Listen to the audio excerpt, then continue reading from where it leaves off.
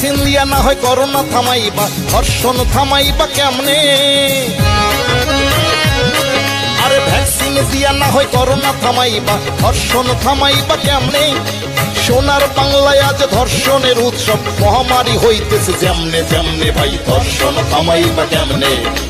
ধর্ষণ থামাইবা কেমনে? তোমরা ধর্ষণ থামাইবা কেমনে? ধর্ষণ থামাইবা কেমনে? তোমরা ধর্ষণ থামাইবা কেমনে?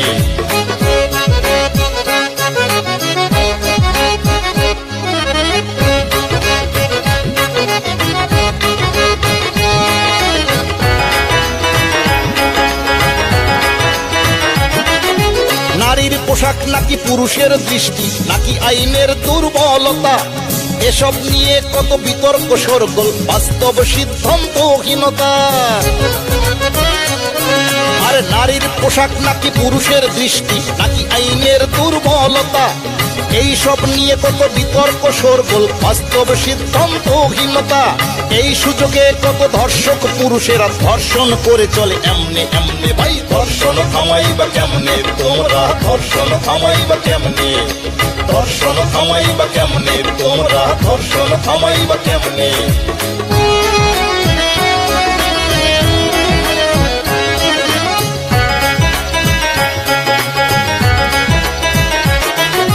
নারী শাসনের দেশে নারী নির্যাতন, ধর্ষণ যেভাবে বাড়ছে, ধর্ম রাজনীতির দোহাই দিয়ে ধর্ষণ বাড়ছে যে দাঁড়ছে।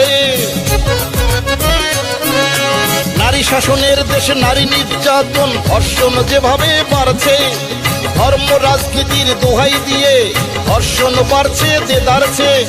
এইভাবে চললে বাঙালি এ জাতির কঠিন বিপদ আছে সামনে সামনে। ভাই ধর্ষণ থামাইবা কেমনে? তোমরা ধর্ষণ থামাইবা কেমনে? ধর্ষণ থামাইবা কেমনে? তোমরা ধর্ষণ থামাইবা কেমনে?